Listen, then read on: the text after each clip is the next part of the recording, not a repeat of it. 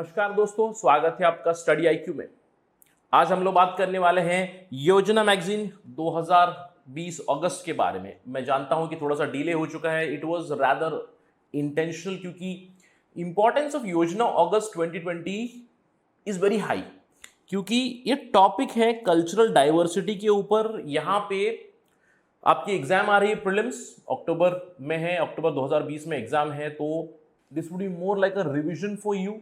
यहाँ से बहुत सी चीज़ें हैं, कल्चर के बारे में लोग बात करेंगे और ये पार्ट 1 का डिस्कशन है। ऑलमोस्ट द एंटायर योजना will be discussed with you, क्योंकि मेरा पर्सनल ये मानना है कि ये योजना काफ़ी ज़्यादा इंपॉर्टेंट रहेगा इस बार की एग्जाम के लिए। तो चलिए मैं आपको एजेंडा पे ले चलता हूँ। हम लोग इस पर्टिकुलर पार्ट में, पार्ट 1 में हम लोग 2 आर्टिकल्स के बारे में बात करने वाले हैं। यहाँ पे एक व्यापक विश्लेषण होगा इंडियन म्यूजिक के ऊपर, और the second article that would be focused on north eastern region। और मैं गारंटी के साथ ये कह सकता हूँ by the end of this discussion, अगर आप मेरे साथ होगे तो मुझे पता है कि काफ़ी ज़्यादा स्टूडेंट्स फ्रस्ट्रेट हो जाएंगे। मैं पहले से ही कहना चाहता हूँ कि there is no need of frustration. बहुत सारा डेटा मिलेगा, बहुत सारे नाम मिलेंगे यहाँ पे, very important from prelims point of view. There is no need of getting bugged up because of these words. The only thing is that keep revising. जितना आप एग्जाम की क्लोज रिवाइज करोगे उतना आपकी मेमोरी पावर में भी चला जाएगा, and it is going to help you a lot. So ये हो गया पार्ट 1 का एजेंडा। पार्ट 2 में हम लोग बात करने वाले हैं स्टेट्स के बारे में। हम लोग महाराष्ट्र के बारे में बात करने वाले, गुजरात के बारे में बात करने वाले, तमिलनाडु के इंस्क्रिप्शंस के बारे में बात करने वाले, और इवेंचुअली जम्मू एंड कश्मीर के मेमोरियल स्टोन्स। ये होगा हमारा पार्ट 2 में डिस्कशन। तो चलिए शुरुआत करते हैं आज पार्ट 1 की डिस्कशन, जहां पे will talk about Indian music and the north eastern India. उससे पहले अगर आप मुझे फॉलो करना चाहते हैं, you can follow me on these IDs, Rahul Sai 222, my Instagram, Facebook and Telegram, all the 3 IDs are same. My Twitter ID is a little different, just put _SIQ study IQ at the end. मैं आपको Twitter पे भी मिल जाऊंगा। साथ ही साथ study IQ आपके लिए लाया है comprehensive prelims cum mains programme for UPSC 2021। For more information download the app. तो चलिए सबसे पहले बात करते हैं पहले आर्टिकल के बारे में, philosophical nature of Indian music.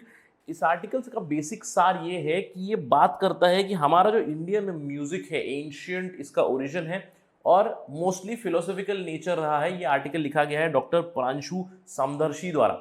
और अगर हम लोग यहाँ पे देखें कि थोड़ा सा एक हिस्ट्री देते हैं, ओरिजिन ऑफ इंडियन म्यूजिक देते हैं, और बेसिकली डॉक्टर प्रांशु ये प्रूव करते हैं कि इंडियन म्यूजिक में स्पिरिचुअलिटी का बहुत इंपॉर्टेंट रोल रहा है।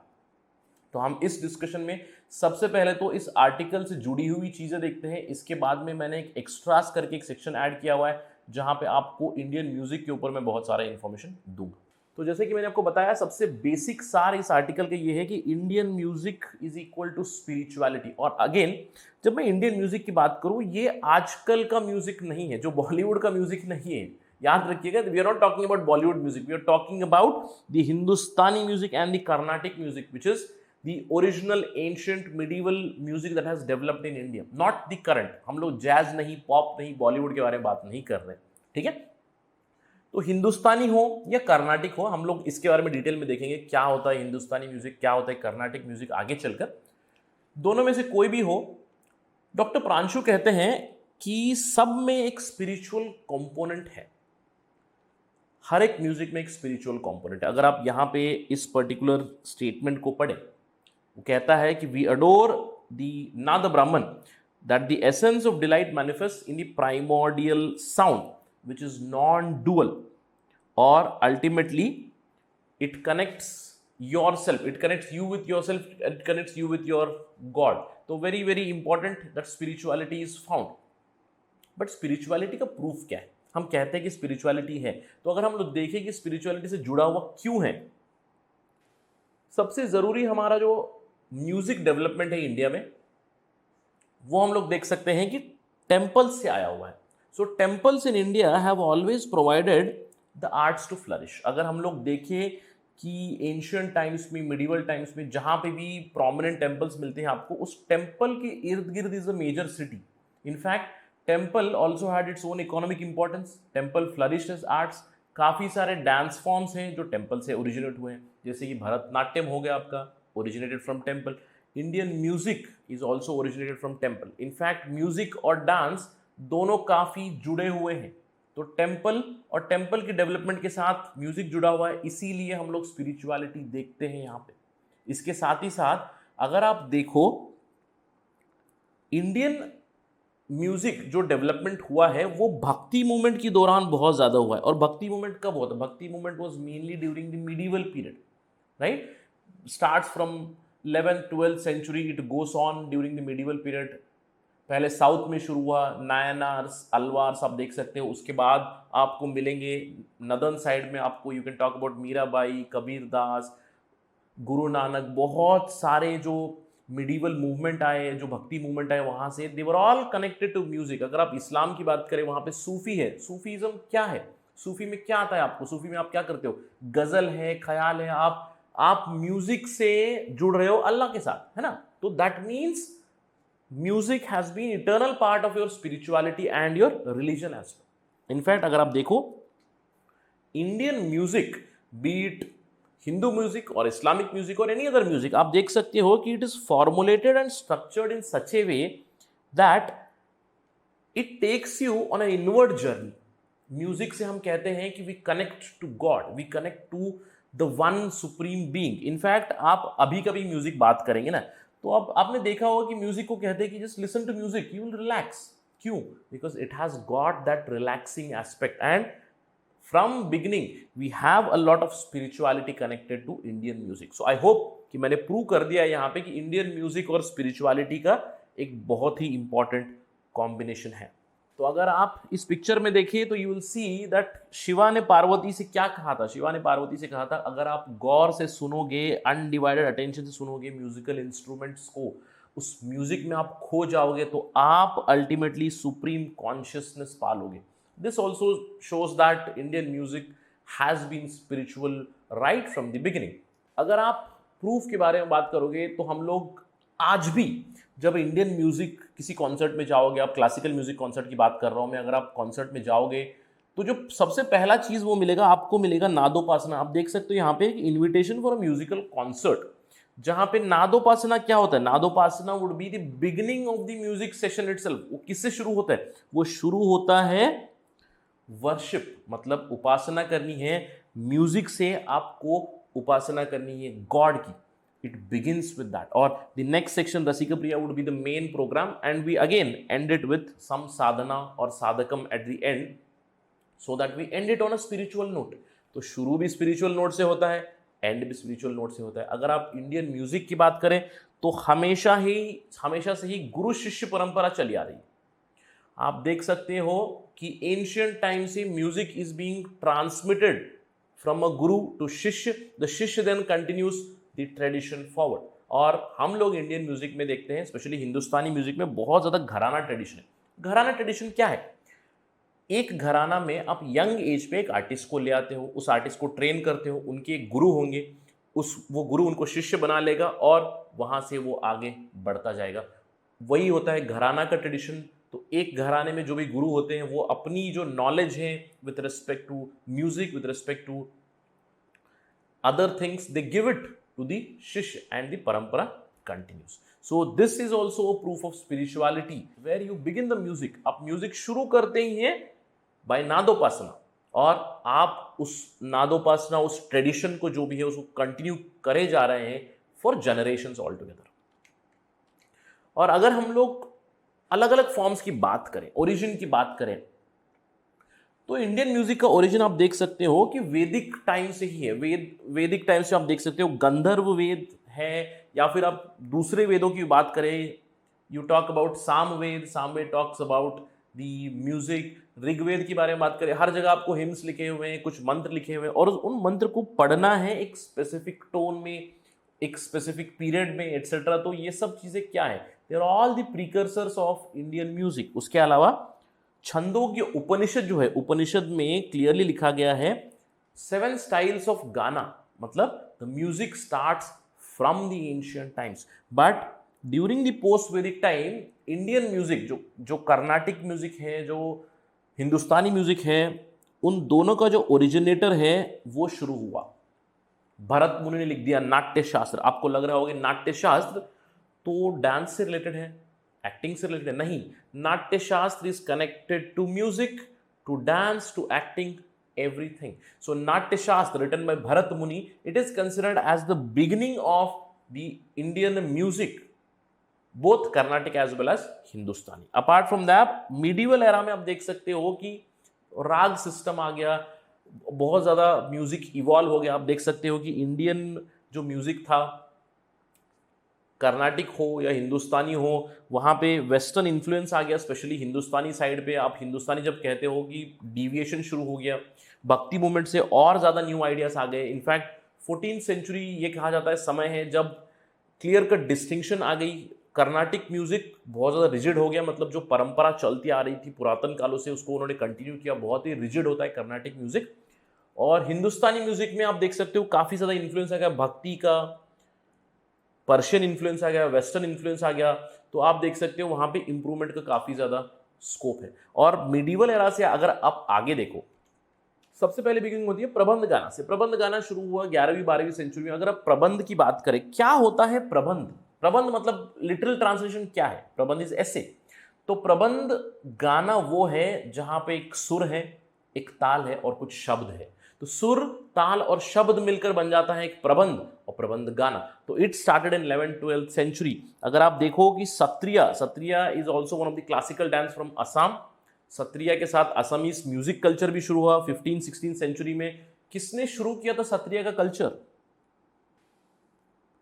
शंकरदेव ने शुरू किया था असम में सत्रिया का कल्चर. उसके अलावा हम देख सकते हैं कि गुरु नानक और सिखी म्यूजिक स्टार्टेड. अगर आप देखो गुरु नानक या सिख म्यूजिक में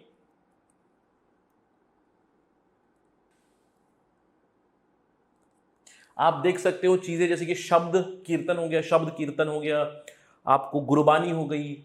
इनफैक्ट अगर आप गुरु ग्रंथ साहिब ही खोल दोगे, गुरु ग्रंथ साहिब में आपको मिलेंगे मेंशन ऑफ 60 रागास. और ये रागा डिफरेंट है, मतलब ये राग जो लिखे हुए 60 राग वो सिख राग माने जाते हैं.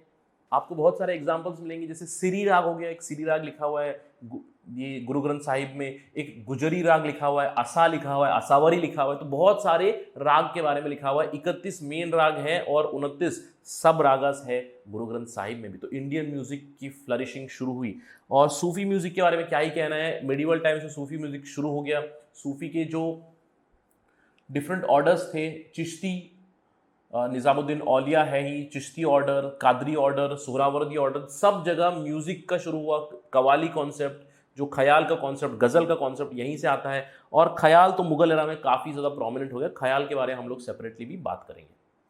तो ये था एग्जैक्टली डेवलपमेंट इंडियन म्यूजिक का. अगर आप देखोगे ओरिजिन है एंशियंट टाइम्स में, धीरे धीरे मिडिवल में काफ़ी ज़्यादा डेवलपमेंट्स आई है इंडियन म्यूजिक से रिलेटेड. और इस पर्टिकुलर आर्टिकल में एक आइडिया भी दी गई है कि म्यूजिक इंडिया में बहुत ही पहले से आ चुका है, कैसे डेवलप हुआ है. उसके अलावा आप देख सकते हो कि म्यूजिक और पेंटिंग का भी एक रिलेशन है, और वो रिलेशन है Ragamala painting. Ragamala painting are very well known paintings. Ragamala मतलब गार्लैंड्स ऑफ म्यूजिकल नोट्स और musical modes which are basically painted as a series of paintings in medieval times. तो मिडिवल समय पे हम लोग देख सकते हैं रागमाला पेंटिंग एक मिनिएचर पेंटिंग है. उसका एक एग्जांपल यहाँ पे दिया हुआ है. आप रागमाला पेंटिंग यहाँ पे देख सकते हो, जहाँ पे बहुत सारे इंस्ट्रूमेंट्स को डिपिक्ट किया गया है, डिफरेंट रागों को भी एक्सप्लेन करते हैं यहाँ पे. तो Ragamala painting is an example of interconnection between music and the painting. Apart from that एक सेक्शन है learning from pictures. This is a picture directly taken from योजना. ये है पिक्चर पंडित विष्णु दिगंबर पालुस्कर की. इनके बारे में आपको कुछ जानना बहुत ज़रूरी है. इनके ऊपर एक इंडियन पोस्ट का स्टैंप भी ऑलरेडी है वीडी पालुस्कर के ऊपर.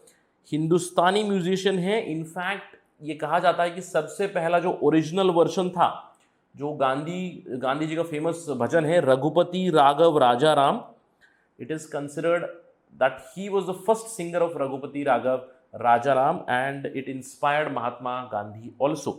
इसके बाद इसके अलावा वीडी पालुस्कर ने गंधर्व महाविद्यालय को भी सेटअप किया था. और आप मुझे कमेंट सेक्शन में बताइए, ये रघुपति राघव राजा राम किसने लिखा हुआ है? इसके अलावा let's move to the extra section जो योजना से परे है. योजना में ऑलरेडी इन सब का उल्लेख है, मेंशन जरूर है. सबसे जरूरी मेंशन है स्पिक मैके का। तो पहले मुझे बताइए, क्या आप लोग स्पिक मैके के पार्ट रहे हैं अपने कॉलेज में?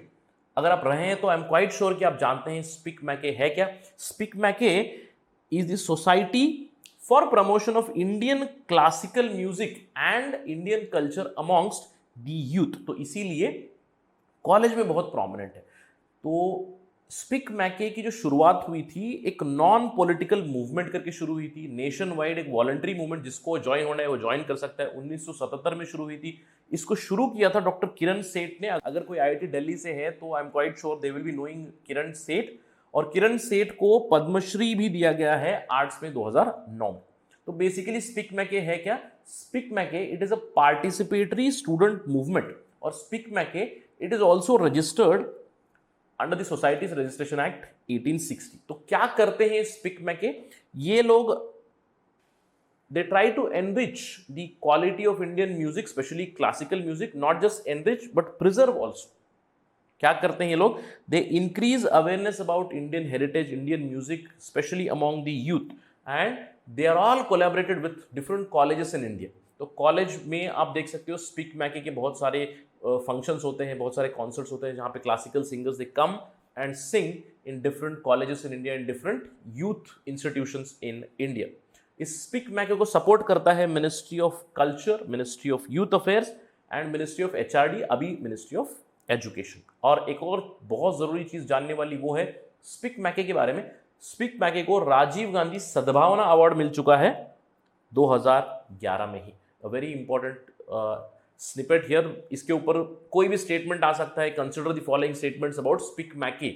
Any of these can be statements which can be given wrong etcetera. Please try to focus on these things. उसके अलावा अगर हम लोग बात करें कुछ और चीज़ों के बारे में, हम लोगों ने देखा कि हम लोगों ने उल्लेख किया हिंदुस्तानी म्यूजिक का, कर्नाटिक म्यूजिक का। एग्जैक्टली होता क्या है? देखिए, अगर आप हिंदुस्तानी म्यूजिक की बात करें, दोनों हिंदुस्तानी और क्लासिकल शुरू हुए हैं एक ही साथ एंशिएंट टाइम्स में, लेकिन जो डिविएशन शुरू हुआ वो है 14th सेंचुरी में, क्योंकि हिंदुस्तानी म्यूजिक के ऊपर काफी ज्यादा इन्फ्लुएंस पड़ गया वेस्टर्न, पर्शियन और भक्ति मूवमेंट का भी। और हिंदुस्तानी म्यूजिक में आपको बहुत सारे वेरिएंट्स मिलते हैं। हिंदुस्तानी म्यूजिक का एक बहुत ही जरूरी चीज ये है कि वो इम्प्रोवाइज करने देते हैं। तो इसीलिए आप देख सकते हो कि हिंदुस्तानी में आपको बहुत सारे वेरिएंट मिलेंगे, जैसे कि ध्रुपद हो गया, ख्याल हो गया, ठुमरी हो गया और टप्पा हो गया। और हिंदुस्तानी म्यूजिक के बारे में अगर मैं बात करूंगा, उत्तर भारत का है वो, नॉर्थ इंडिया में बहुत ज्यादा प्रोमिनेंट है वो, specially UP is the classical belt, जहां पे आपको मिल जाएगा ये हिंदुस्तानी म्यूजिक के बहुत से विशारद आपको मिलेंगे यहाँ पे। और हिंदुस्तानी म्यूजिक जो है वो सप्त स्वर के ऊपर बेस्ड है। सप्त स्वर मतलब सा रे गा मा पा दा नी, सप्त स्वर के ऊपर बेस्ड है ये चीज। हिंदुस्तानी म्यूजिक में आप देख सकते हो कि हमारा एंशियंट ओरिजिन भी है, मतलब एंशियंट डेवलपमेंट है, उसके अंदर वैदिक फिलॉसफी मिलती है और उसके अंदर पर्शियन ट्रेडिशन भी मिलता है। पर्शियन ट्रेडिशन स्पेशली ख्याल में आप देख सकते हो, आप गज़ल वगैरह में देख सकते हो हिंदुस्तानी म्यूजिक में। तो यहाँ पे आपको पर्शियन इन्फ्लुएंस बहुत ज़्यादा मिलेगा। आमिर खुसरो का बहुत ज़्यादा कॉन्ट्रीब्यूशन रहा है in development of Hindustani music ना। उसके अलावा एंशियंट टाइम से ही जो हिंदुस्तानी म्यूजिक है, गुरु शिष्य परंपरा चली आ रही है हिंदुस्तानी ट्रेडिशन में, हिंदुस्तानी म्यूजिक ट्रेडिशन में। हम लोग देखेंगे आगे चलकर कि कौन से सारे ट्रेडिशन से स्पेसिफिकली हम लोग बात करने वाले इन चारों के बारे में। ध्रुपद, ख्याल, ठुमरी और टप्पा वेरी प्रोमिनेंट हिंदुस्तानी म्यूजिक पैटर्न्स। तो सबसे पहले ध्रुपद के बारे में बात करते हैं। आप देख सकते हो ध्रुपद सबसे पुराना और सबसे एंशियंट ओरिजिन है हिंदुस्तानी म्यूजिक का। इनफैक्ट ध्रुपद का उल्लेख है नाट्य शास्त्र में भी। लेकिन जो ध्रुपद है, Dhrupad it became very famous during Akbar's time. Akbar ने अपनी जो कोर्ट था, अकबर ने अपने कोर्ट में नवरत्नों को रखा था और उन नवरत्नों में काफी सारे सिंगर्स थे, म्यूजिशियंस थे। एग्जाम्पल्स है बाबा गोपाल दास, स्वामी हरिदास, तानसेन, ये सब संगीत के विशारद थे। यहां से आप देख सकते हो कि ध्रुपद का काफी ज्यादा प्रोमिनेंस बढ़ गया। अगर आप ध्रुपद के बारे में बात करें, ध्रुपद पोएटिक फॉर्म में होता है, एक पोएम फॉर्म में गाया जाता है, एक ऑर्डरली एलैबोरेशन होती है उसकी, और एक वेरी प्रोमिनेंट जो कंपोजिशन होता है ध्रुपद का वो है आलाप। आलाप जो एक पार्ट है ध्रुपद का, it is a very important composition. और इसके अलावा entire Dhrupad culture it is basically divided into different vanis या डिफरेंट बानीस। और इन वाणी या बानी के ऊपर घराने भी डिपेंड करते हैं, जैसे कि आपको मिलता है दागर वाणी, आपको मिलता है खंडर वाणी, आपको मिलता है गौहर वाणी और नौहर वाणी। तो 4 वाणीस हैं जिनके बेसिस पे घराने भी डिसाइड किए जाते हैं। और आप देख सकते हैं कि ध्रुपद को काफी ज्यादा प्रमोट करती है हमारी ministry of culture etcetera. Every year many concerts are held for Dhrupad also. तो ध्रुपद के अलावा अगर हम लोग बात करें तो ख्याल is also very very important. ख्याल का बेसिक मतलब क्या है? ख्याल का बेसिक मतलब है आइडिया और इमेजिनेशन। और ख्याल को बहुत ज़्यादा फेमस किया था आमिर खुसरो ने। प्लीज़ मुझे कमेंट सेक्शन में लिख के बताइए कि आमिर खुसरो ने क्या क्या इन्वेंट किया है इन terms of musical instruments. It's a very very important development. इसके अलावा अगर आप ख्याल की बात करें तो ख्याल एक क्लासिकल स्पिरिचुअल म्यूजिक फॉर्म है जहां पे आप कनेक्ट करते हो अपने खुद की इमेजिनेशन के साथ, सुप्रीम कॉन्शियसनेस के साथ। तो ख्याल में काफ़ी ज़्यादा इम्प्रोवाइजेशन की एक स्कोप होती है। और ख्याल का एक बहुत ही इंपॉर्टेंट पार्ट है बंदिश। ना बंदिश मतलब ये है कि 2 सिंगर हैं, पहला सिंगर कुछ गा रहा है, दूसरा सिंगर उसका जवाब दे रहा है, तो ख्याल इस बंदिश फॉर्मेट में भी होता है। इसके अलावा अगर आप ख्याल की थीम्स देखें तो ख्याल की themes are basically very devotional.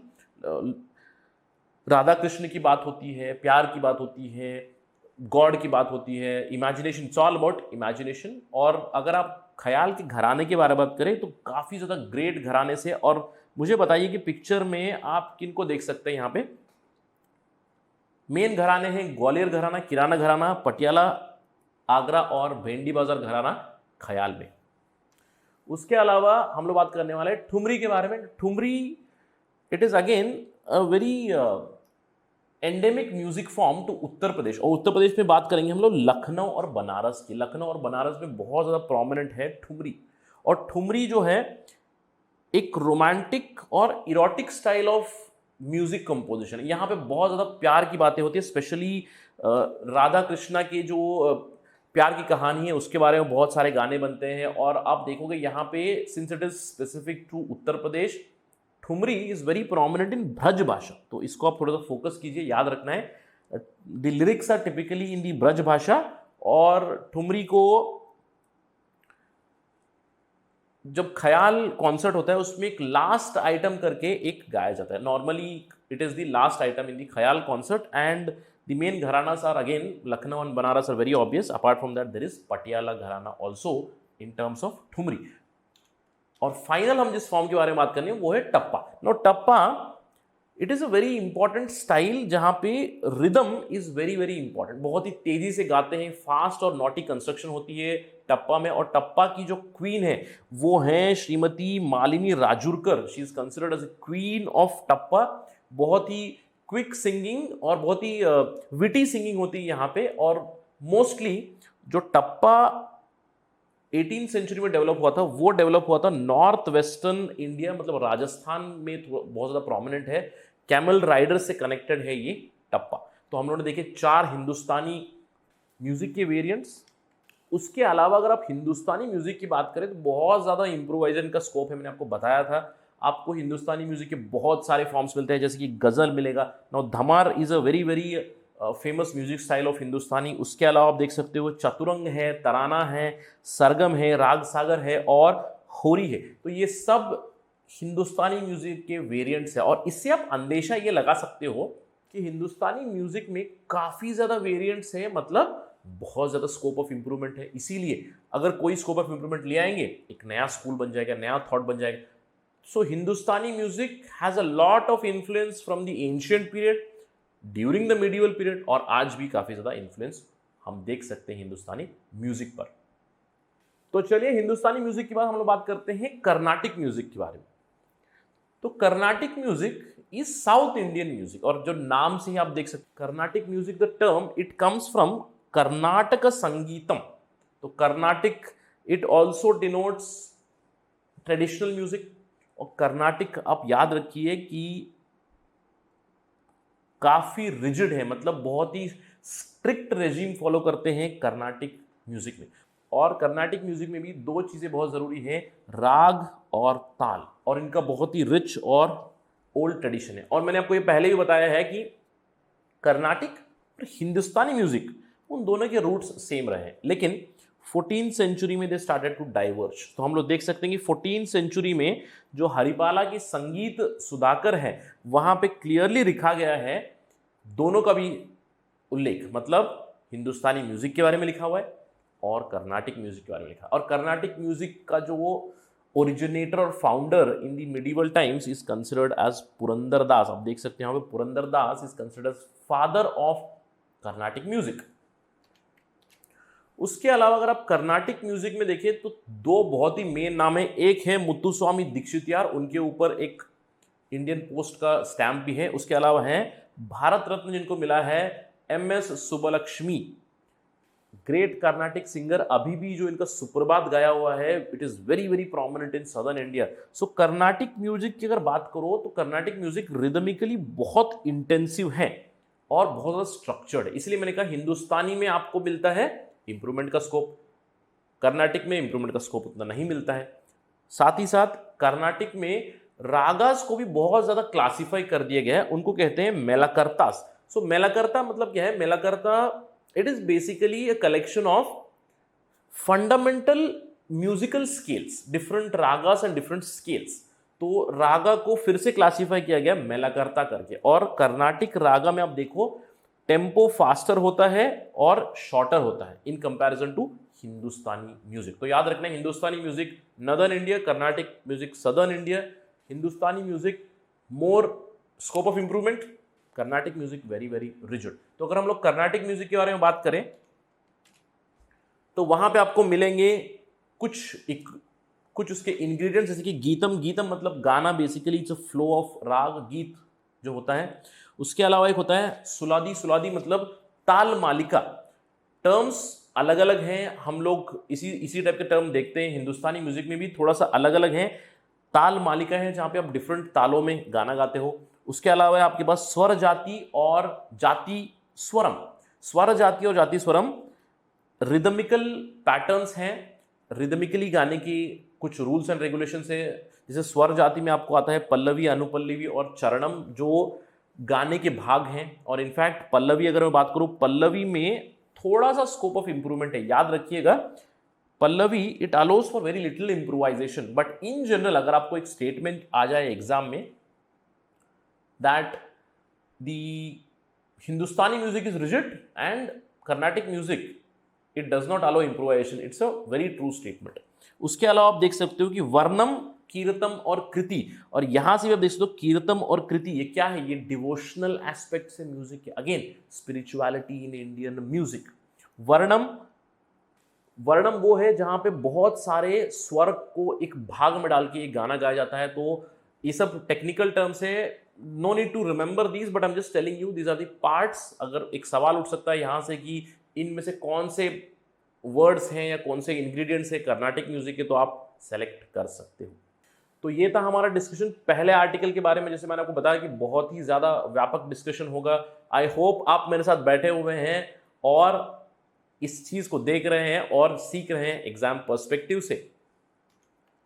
तो चलिए let us move on to the north eastern region. यहाँ पे तो आपको और ज़्यादा डेटा मिलेगा। आपको पहले वाले आर्टिकल में मैंने आपको बताया spirituality of Indian music, origin of Indian music क्या है, स्पीक में के क्या है Hindustani music, different types of Hindustani music, the Carnatic music, different ingredients of Carnatic music. यहाँ पे भी आपको बहुत सारा डेटा मिलेगा। इस आर्टिकल में जो डॉक्टर ताप्ती बरुआ कश्यप ने लिखा हुआ है, यहाँ पे वो नॉर्थ ईस्टर्न रीजन की यूनिक आइडेंटिटी बताती हैं और वो किस सारे फील्ड से बताती हैं। She tells us about the different parameters of north eastern culture. तो वो पहले लैंग्वेज के बारे में बात करती है। तो हम लोग देखेंगे कि नॉर्थ ईस्ट में किस तरह की भाषाएं बोली जाती है। हम लोग नॉर्थ ईस्ट के रिलीजन या उनके फेथ के बारे में बात करेंगे। इसमें भी हम लोग आर्टिकल के बारे में बात करेंगे, फिर थोड़ा सा एक्स्ट्रा नॉलेज भी लेंगे। उसके अलावा फेस्टिवल्स बहुत ही इंपॉर्टेंट पार्ट है, इस चीज़ पे फोकस कीजिएगा क्योंकि बहुत सारे क्वेश्चंस आते हैं फेस्टिवल से। और फैब्रिक्स, ऑल्दो बहुत ही ज़्यादा वेरिएंट्स है फैब्रिक्स के, बट सम फैब्रिक्स जो बहुत प्रोमिनेंट है मैं आपको बोलूँगा कि फोकस करने के लिए यहाँ पे इस पर्टिकुलर डिस्कशन के पर्सपेक्टिव से। तो चलिए सबसे पहले लैंग्वेज के बारे में बात करते हैं। अगर हम लोग लैंग्वेजेस की बात करें तो एंटायर नॉर्थ ईस्टर्न रीजन में 3 ब्रॉड लैंग्वेज पैटर्न्स हैं। एक है आपको साइनो टिबेटन लैंग्वेज मिलती है, दूसरी है आपके पास टिबेटो बर्मन लैंग्वेज मिलती है, और तीसरी है उनकी खुद की इंडिजिनस लैंग्वेज एटसेट्रा। तो अगर आप मैप वाइज देखें तो this shows the language pattern. जैसे आप देख सकते हो कि इस पर्टिकुलर रीजन में आपको मिलेगी टिबेटो बर्मीज लैंग्वेज, और इस पर्टिकुलर रीजन में आपको मिलेगी साइनो टिबेटन लैंग्वेज, और आपको बीच वाले एरिया में आपको मिलेगी बहुत सारी उनकी खुद की वेरिएंट लैंग्वेजेस। तो चलिए देखते हैं साइनो टिबेटन लैंग्वेज कहाँ पे फेमस है, कहाँ पे प्रोमिनेंट है। इसको हम लोग देख सकते हैं कि असम, मेघालय, सो असमीज साइड में बहुत ज़्यादा है। जो चाइना और तिब्बत से लगे हुए हैं वहाँ पे आपको साइनो टिबेटन लैंग्वेज मिलते हैं, जैसे कि असम में, मेघालय, त्रिपुरा में। एग्जाम्पल्स है बोडो, राभा, दिमासा और कार्बी लैंग्वेजेस असम में जो बोली जाती हैं। उसके अलावा मेघालय में है Garo which is again Sino Tibetan language, और कोकबोरोक लैंग्वेज ऑफ त्रिपुरा। याद रखिए कोकबोरोक त्रिपुरा की एक ऑफिशियल लैंग्वेज है, और ये नहीं है 22वें शेड्यूल में, वेरी वेरी इंपॉर्टेंट चीज। उसके अलावा आप देख सकते हो कि असमीज में कुछ कुछ लैंग्वेजेस, मतलब असमीज जो बेसिक लोकल लैंग्वेज है that is neither Sino Tibetan nor Tibeto Burman. तो असमीज जो लोकल लैंग्वेज है उनकी, it is considered as a new Aryan language, और जो खासी है मेघालय में, it is considered as Austro Asiatic language. Although मैंने 3 भागों में बता दिया, लेकिन यहां पे आपको दूसरे फैमिली ऑफ लैंग्वेजेस मिलते हैं, Indo Aryan as well as Austro Asiatic language connected to Mon Khmer language that is Khasi. तो साइनो टिबेटन लैंग्वेज के बाद साइनो बर्मीज की बात करें तो जैसे मैंने आपको बताया बर्मा साइड में आपको इस पर्टिकुलर रेंज में मिलेगी। यहाँ पे आपको मिलेगा अरुणाचल प्रदेश में, नागालैंड में, मिजोरम में, और मणिपुर के हिल्स में आपको टिबेटो बर्मन लैंग्वेज मिलेगी। टिबेटो बर्मन और टिबेटो बर्मीज लैंग्वेज जो उनकी लोकल लैंग्वेजेस है, they are derived from Tibet and the Burmese culture. Now इसके अलावा बहुत सारी इंडिजिनस लैंग्वेजेस भी है, जैसे कि नेपाली, भेतिया और लेप्चा सिक्किम में मिलती है आपको, which is distinct from all these languages. इसके अलावा अगर आप लैंग्वेज के बारे में जानना चाहें तो north east India it is a land of languages. इतनी ज्यादा लैंग्वेजेस मिलती है, ये कहा जाता है कि छोटे से नॉर्थ ईस्टर्न रीजन में जहां पे 7 स्टेट्स है वहां पे 220 लैंग्वेजेस बोली जाती है। So very very diverse region in terms of language. और this is the map of other languages that you find prominent is Sylheti language also. Sylheti language is seen in some areas of Assam, और जो बांग्लादेश से लगी हुई है। इसके अलावा जैसे मैंने आपको बताया दिमासा, कार्बी, असमीस। याद रखिएगा असमीस ना टिबेटो बर्मन है ना टिबेटो साइनो, यार साइनो टिबेटन है। Assamese it is a new Indo Aryan language. तो इसके बाद चलिए देखते हैं कि स्पेसिफिकली किस स्टेट में क्या लैंग्वेज बात की जाती है इन जनरल। अगर मैं असम की बात करूँ, मेजॉरिटी लैंग्वेज है असमीज लैंग्वेज वहाँ पे। मणिपुर में आपको मिलती है मेते लैंग्वेज, मेते एक ट्राइब भी है। मणिपुर में काफ़ी लोग मीजो लैंग्वेज में बात करते हैं। मेघालय में आपको मिलती है खासी, गारो उनकी लैंग्वेजेस है, और उसके अलावा Mizo is also very very prominent in Meghalaya. अगर मिजोरम की बात करें, मिजोरम में Mizo language very prominent. Mizo के अलावा Kokborok is very famous language in Mizoram also. Nagaland में आपको देख सकते हो नागा लैंग्वेज है, असमीज लैंग्वेज और मीजो तीनों लैंग्वेज मिलती है। सिक्किम में जैसे मैंने आपको बताया Sikkim is predominantly dominated by Nepali. Nepali के अलावा आपको लेप्चा लैंग्वेज यहाँ पे मिलती है, और त्रिपुरा में आपको मिलेगी कोकबोरोक, मेते और Mizo languages. So these are the languages in particular states. इसके अलावा भी जैसे मैंने आपको बताया 220 languages are there in north eastern India. Right, after the language discussion let's move on to the faith और रिलीजन की बात करें तो आर्टिकल वाइज ये कहता है कि मणिपुर और असम में आपको वैष्णविज्म बहुत ज्यादा दिखेगा। It is very well known also. Vaishnavism किसने लाया था असम में? शंकर देव ने लाया था। इसी वैष्णविज्म से हम लोग देख सकते हैं Sattriya dance, very prominent during Shankar Dev period. उसके अलावा मेघालय में उनकी खुद की एक इंडिजिनस फेथ या रिलीजन है, उसको कहते हैं नियामत्रे। याद रखिएगा Niamtre, it is the indigenous faith that is followed in Meghalaya. Similar indigenous faith which is followed in Arunachal Pradesh is called as Donyi Polo. Donyi Polo, I am repeating, Donyi Polo. और अरुणाचल प्रदेश में आपको बहुत ज्यादा बुद्धिस्ट मिलेंगे, again because of the Tibetan influence. So Buddhism में भी अरुणाचल प्रदेश में आपको मिलेंगे, महायान बुद्धिस्ट भी मिलेंगे, हीनयान बुद्धिस्ट भी मिलेंगे। यहाँ पे बहुत सारे ट्राइब्स का नाम दिया गया, जैसे कि मोनपा, शेरदुकुन, मेम्बा, खम्बा ट्राइब्स वो फॉलो करती है महायान बुद्धिज्म। खामती, सिंगफो और तांगसा ट्राइब फॉलो करती है हीनयान बुद्धिज्म। इसके अलावा अगर आप इन जनरल देखें 2011 का जो सेंसस डेटा है जिसमें रिलीजन की हम लोग बात करें, तो नॉर्थ ईस्टर्न इंडिया में कम से कम 54% हिंदूज हैं। हिंदू के डिफरेंट वेरिएंट्स आपको मिल जाएंगे। इस्लाम भी वहाँ पे बहुत प्रोमिनेंट है 25%, और Christianity it has spread to north east 17% Christians भी है। कुछ कुछ स्टेट्स में वो मेजॉरिटी में भी है। उसके अलावा आप देख सकते हो कि बुद्धिस्ट कल्चर जहाँ पे अरुणाचल प्रदेश में very prominent, there is Jainism, Sikhism and some other religions also in terms of some percentages. तो लैंग्वेज के बाद, फेथ के बाद चलेंगे फेस्टिवल्स के ऊपर। बहुत ही ज़रूरी है, प्लीज़ फोकस कीजिएगा फेस्टिवल के ऊपर। इसके ऊपर बहुत सारे सवाल निकल आते हैं प्रीलिम्स में। Although from mains perspective you can talk about the north eastern region and the diverse culture, जहाँ पे एग्जाम्पल यूज़ कर सकते हो, लेकिन प्रीलिम्स में बहुत ज़रूरी हो जाएगा। असम में बहुत ही ज़रूरी फेस्टिवल है बिहू, और बिहू है अग्रेरियन फेस्टिवल। और जो भी हम लोग यहाँ पे फेस्टिवल बात करने वाले हैं, majority of them are connected to agriculture in the north eastern India. Agriculture मतलब हार्वेस्ट रिलेटेड है। हार्वेस्ट, जब आप फसल अपनी काटोगे, अपना फसल प्रोड्यूस करोगे, फसल को स्टोर करोगे, तो फसल जब आती है तो नॉर्मली ये सारे फेस्टिवल्स मनाए जाते हैं। जैसे असम में 3 तरह के बिहू मनाए जाते हैं, Bhogali Bihu, Rongali Bihu and Kongali Bihu at different harvest seasons. और ये पिक्चर भी बिहू का ही फेस्टिवल है। बिहू इज़ अ फेस्टिवल जहाँ पे काफ़ी ज़्यादा डांस म्यूजिक होता है, पीपल सेलिब्रेट बिकॉज अच्छी फसल आई है। इसके अलावा जो न्यू ईयर फेस्टिवल्स होते हैं, normally coinciding with the harvest, the rabi harvest, आपको जो न्यू ईयर के आसपास रबी हार्वेस्ट आएगा तो आप बहुत सारे फेस्टिवल्स देखोगे नॉर्थ ईस्ट में। जैसे बोडोस का फेस्टिवल है new year, it is called as Baisagu. Bodos celebrate Baisagu. Dimasas they call it as Busu. The Karbi tribe they call it as Rongker. और मिशिंग ट्राइब, याद रखिए Mishing is a very important tribe, वो कहते हैं Ali Aye Ligang, Ali Aye Ligang. And Rabas they call it as Baikho, BAIKHO, Baikho. तो डिफरेंट न्यू ईयर के festivals यहाँ पे दिए गए हैं, डिफरेंट ट्राइब्स के नाम दिए गए हैं। इसीलिए मैंने कहा था कि आपको बहुत ज़्यादा नेम्स यहाँ पे मिलेंगे, north eastern names, tongue twisters. So no need to get frustrated with all this और overwhelmed with all this data. Exam point of view से प्रिपेयर कीजिएगा इन सब चीज़ों को। मेघालय में एक फेस्टिवल सेलिब्रेट किया जाता है Wangala. Again it is a harvest festival. Wangala a very important festival, याद रखिएगा। कौन सेलिब्रेट करता है इसको? गारोस सेलिब्रेट करते हैं। और जो दूसरे टाइप्स हैं खासी और जयंतिया, वो उसके अलग नाम है जो हार्वेस्ट फेस्टिवल्स है। जैसे खासी सेलिब्रेट करते हैं शाडसुक मिनसियम, शाडसुक मिनसियम एक हार्वेस्ट फेस्टिवल है खासीस का। जयंतियास है Behdienkhlam, Behdienkhlam is the harvest festival of जयंतियास।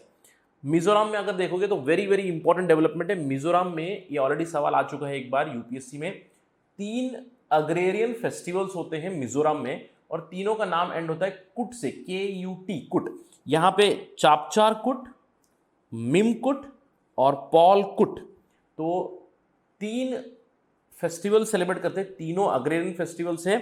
और उसके साथ ही साथ during these festivals the Mizo people they celebrate through Chero. तो चेरो आपको याद रखना है। चेरो क्या है? चेरो की पिक्चर यहाँ पे दी गई है। Chero is called bamboo dance. आपने देखा होगा बहुत बार कि 2 बैम्बूस लेके एक रिदमिकली उसको स्ट्राइक करते रहते, एक साउंड आता है, और बीच में जो महिलाएं डांस कर रही है यहाँ पे, whenever the bamboos are not hitting each other they step at that particular place। आपने बहुत बार देखा होगा, बहुत सारे टीवी शोज में भी, बहुत सारे रियलिटी टीवी शोज में Cheraw dance is also considered as a huge challenge. बहुत ही एक रिदमिकली और टफ डांस है, और इसमें आपके एंकल्स हर्ट होने का काफ़ी ज़्यादा चांसेस होता है। If the 2 bamboos strike your ankle then you will get injured.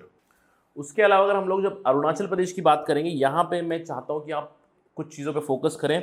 एक है आदि ट्राइब, एक है अपतानी ट्राइब और एक है निशी ट्राइब। इन तीनों के ऊपर आपको फोकस करना है। आदि ट्राइब एक फेस्टिवल सेलिब्रेट करता है सोलुंग, एग्रीकल्चर हार्वेस्ट फेस्टिवल। उसके अलावा अपतानीस का Dree festival is very very important, please याद रखिएगा। This is the picture of the Apatani tribe. Apatani बहुत इंपॉर्टेंट ट्राइब है, इसको बहुत बार पूछा भी गया है एग्जाम में। It comes from Arunachal Pradesh and they celebrate Dree, Dree festival.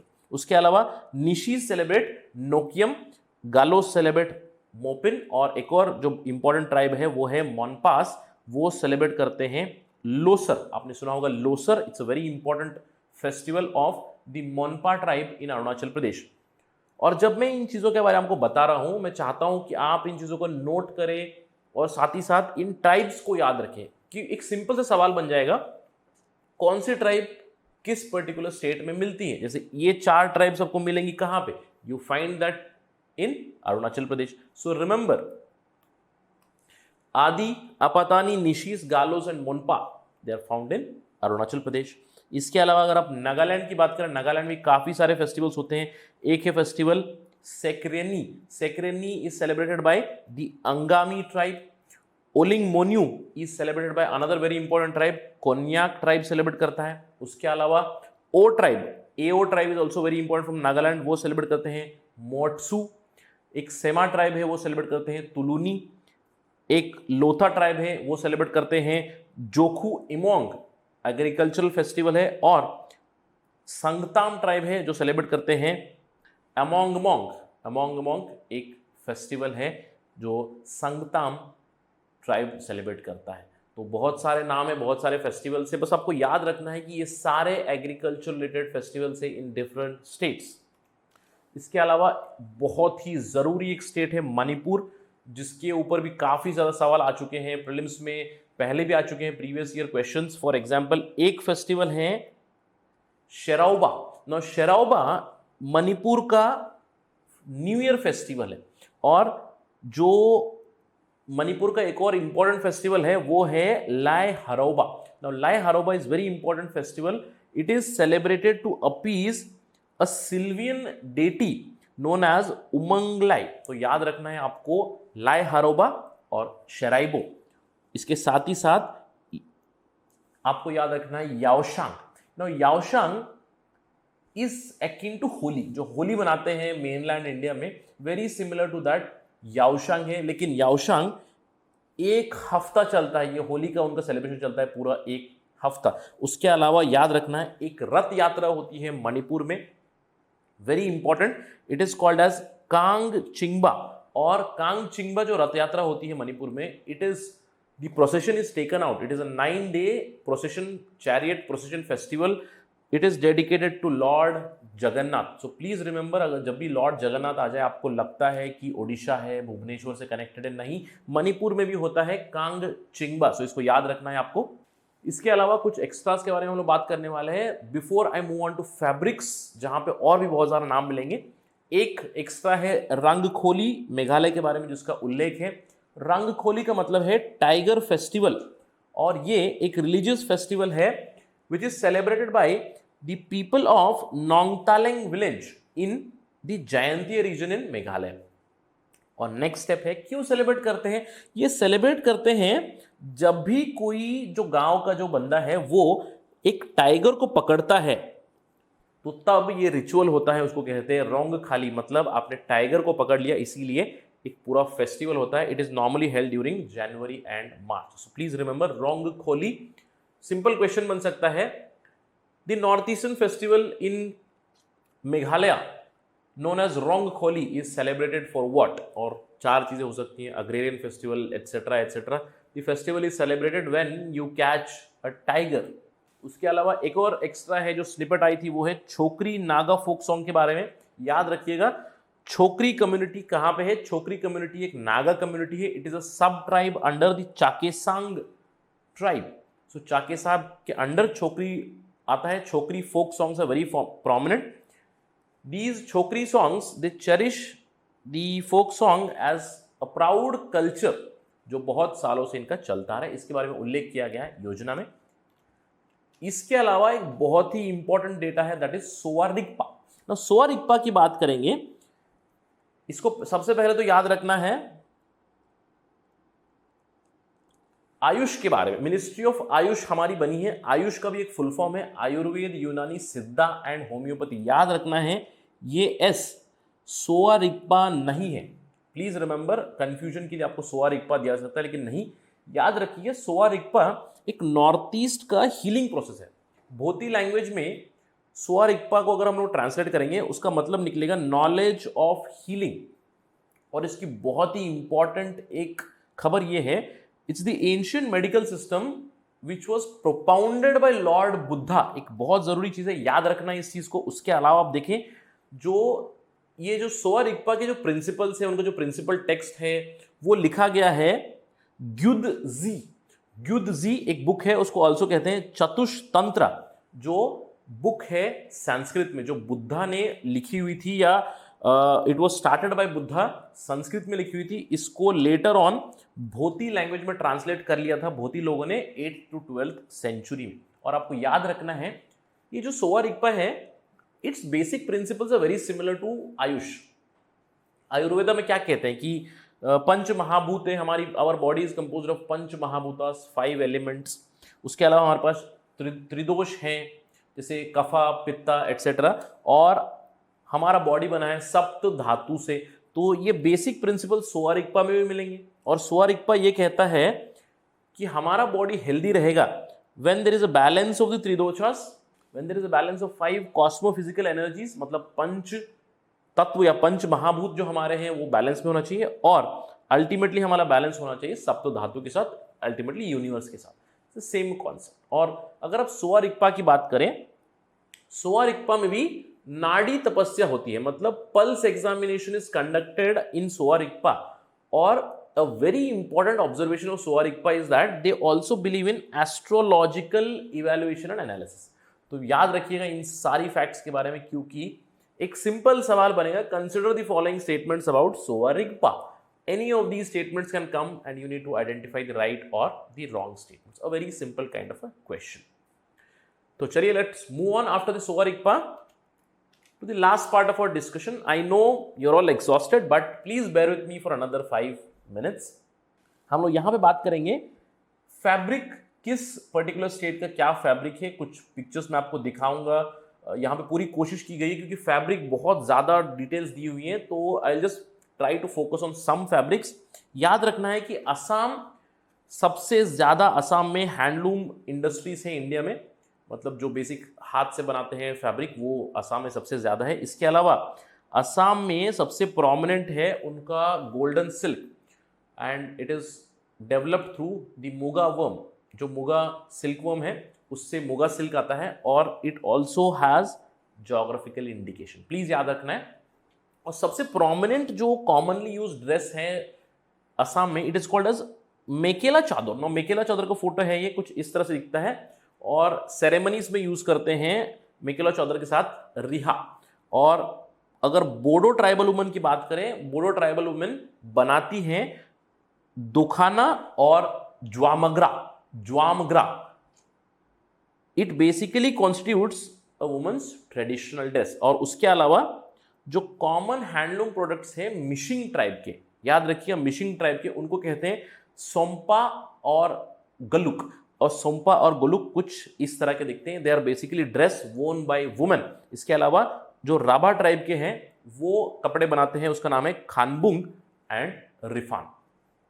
तो ये तो हो गई असम की बातें। असम के बाद अगर हम लोग मणिपुर की बात करें, मणिपुर में मेते जो ट्राइब है वो प्रोड्यूस करते हैं या वीव करते हैं फनेक।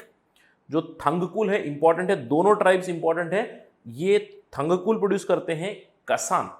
और अरुणाचल प्रदेश में आपको बताया है कौन सी ट्राइब्स इंपॉर्टेंट है, आपातानी बहुत ही इंपॉर्टेंट है। आपातानी लोग क्या बनाते हैं, बिलानाबी, चिन्यू आबी और जिगजीरो। तो याद रखना है आबी आपातानी वुमन के से जुड़े हुए हैं। इसके अलावा सिंगफो ट्राइब बनाता है पुकांग। जो निशी वुमन है, Nishi is also very important tribe, वो बनाते हैं पारइज। और खामती वुमन वो वीव करती हैं सिउ पशाओ। और ये कुछ ट्रेडिशनल ड्रेसेस है रेस्पेक्टिव स्टेट्स के, जो मैंने आप ये डाले हैं आपके रेफरेंस के लिए। उसके अलावा नागा में 2 इंपॉर्टेंट ट्राइब्स है जो मैंने आपको बताई थी, अंगामी और ओ। तो अंगामी ट्राइब वीव करती हैं एक शॉल जिसका नाम है Tsungkotepsu. Tsungkotepsu is a shawl which is weaved by the Naga people. और नागा ट्राइब ओ उसके अलावा अंगामी जो शॉल होती है उसको कहते हैं लरम होशु। तो कुछ इस तरह का है ट्रेडिशनल नागालैंड का ड्रेसिंग स्टाइल। उसके अलावा मिजोरम है, मिजोरम में आपको वेराइटीज ऑफ पुआन मिलती है। पुआन मतलब एक ड्रेप है, मतलब जो एक ओढ़ने वाली चीज़ है, जैसे आप देख सकते हो यहाँ पे ये पुआन एक ड्रेप है। उसके अलावा वो जो कपड़े पहनते हैं उनको कहते हैं त्वालहोलो पुआन एंड पुंछे।